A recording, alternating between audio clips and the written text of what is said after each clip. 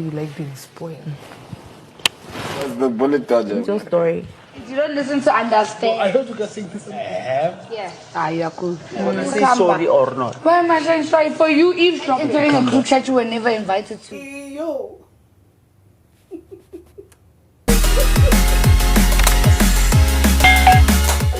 You know, over here in Nigeria, especially amongst Yorubas, they would have said Ella Ojuko.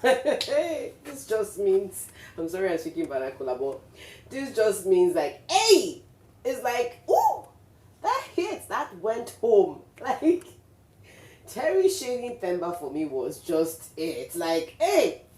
I think in this game, Themba met his match when it comes to the ladies in the house. And Terry is seriously Themba's match when it comes to shading, throwing stuffs. I mean, hey, I love that shading last night. It was quite epic.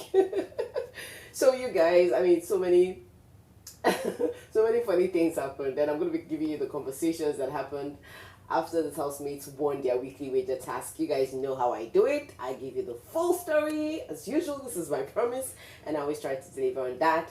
If you're new to the channel, thank you for stopping by. This is Julie. This is another update of the Bbmzansi show. You guys know I come here with the full story. Let's get right into it. If you haven't subscribed, hey guys, please click on the red subscribe button right now, right now, and do not forget to turn on the post notification bell, as this will always help YouTube share notifications to you every time I share new content. Guys, with that said, let's get right into the conversation that these guys had last night.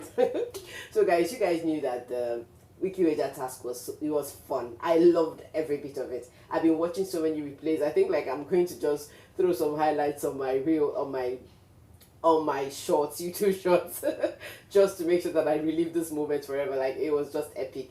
So you guys, I mean, before this, I'm sorry I did not give you any gist while I was talking about the weekly wager task, because I was really tired. I just wanted to just give you the full gist. But you know, before the weekly wager task, before the comments, before they had their costumes, we literally saw GASH1 in a very funny mood. He was not excited. He was not happy. We don't know what was wrong with him. Maybe it was because Thato had, you know, warned him, blasted him, like called him out. Maybe I felt like that was what literally sank his mood, because I mean, GASH1's mood in the house has just been Thato, and Thato like calling him out and doing the most. I think it just kind of weighed him down, and maybe some other stuff, maybe eviction and all that. But he was really down. In fact, at some point he even said that he mocked the costume. He felt like he wasn't gonna wear it, but thank God he wore it, even though he wore it in a very funny manner on top of his blazers or sweater or whatever. But anyways, that was gone. Afterwards, guys, after these guys won their weekly wager task, I mean, the only thing that really got me was just Terry.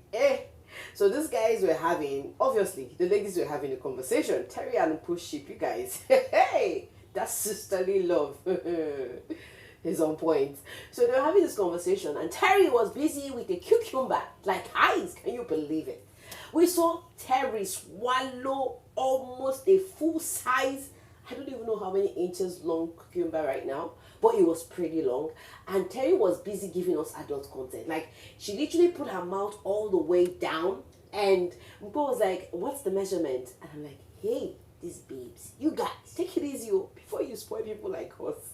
And you know, so when we were having that conversation, I don't know, there was like so many side talks, and Terry was like, it's not as if it's I don't want to use a D word now. I don't want to use like deadly words in my channel.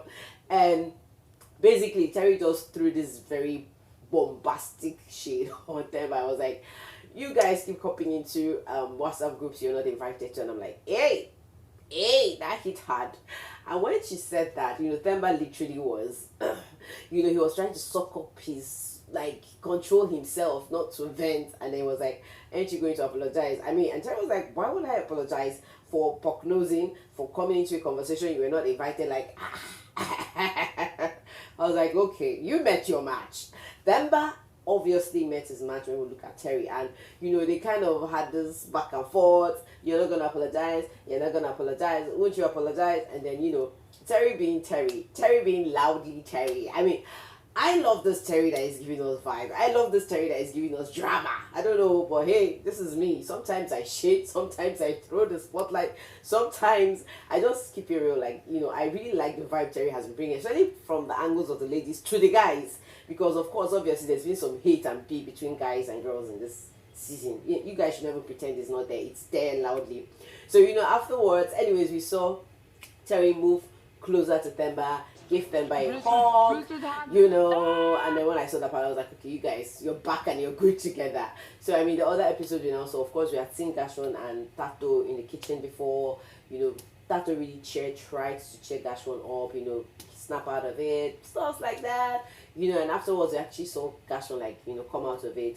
Thato did the cooking, served the food, and then we actually saw GASH1 saying things like this. Cover what? Oh, this problem. GASH1 and his joystick again. I can't resist you. And I'm like, yeah, we know. The two of you, we love the ship. You guys should keep shipping. And, afterwards, guys, there was this conversation. There's no way. Okay, yeah, and then there was this closet conversation. They were talking about love, their love, like a lot of things, guys. They talked about God giving your soul, like Thato and GASH1 were just in their mood, and I'm happy they're back together. So, I mean, when GASH1 actually said that I can't resist you, and Thato was like, well, you resisted me last night. I mean, they literally didn't sleep. They slept apart, I mean, for the first time in Biggie's house, and I'm like, thank God they're back together, because the vibe was really good and as positive as ever. And then, afterwards, when they left the closet, GASH1 was like, he wants a massage, and we saw baby girl giving the massage, like even asking for tips and tips and tricks of how to actually do the massage while she was doing it. And GASH1 actually did that. And GASH1 was like, you know what? I'm gonna spoil you today. I'm like, yeah, I'm here to watch that spoiling, because I know whenever you touch Thato, tension is always high. So he said he was gonna spoil Thato. So I'm looking forward to the massage that GASH1 is going to use to pay back to Thato for massaging him. Afterwards, it was just that. And then, guys, there was this conversation that actually happened with this clan. Tools, Po, Sister Mara. There was just good vibes, guys. In Terrier, there were 4 of them. They were just having this conversation about the finals. They were kind of telling, like really hyping Tools, like, hey, your game was lit. You played it well. This is your story. Whether you guys believe it or not, whether you agree or not, Tulani is one of those housemates that I see as really dope. Like, this guy broke a record. History. In the entire Big Brother shows I've ever watched in my entire life, I have never seen anybody who has never stood up for eviction. Like, from first week to almost the last week. Hey, I beg, forever. Tulani is going to be on my lips, in my heart, and in our history books when we talk about the Big Brother show. So they were hyping Tulani. He was feeling like the bad boys, he was feeling like the bad guy that he is. And lately I've been feeling Tools' vibe. I've been feeling his vibe so much. I'm not gonna lie, I've been feeling Tools so much.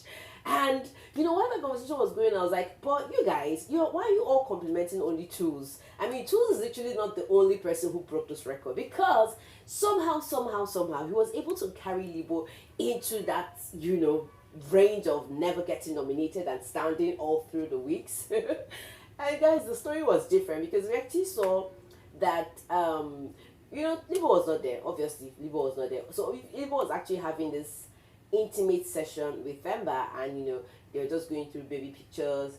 Libo was just talking about his family, and then at some point they actually talked about one of Libo's siblings that looked like Terry, and Themba was like, oh, and they were just having back and forth conversations about Libo's family.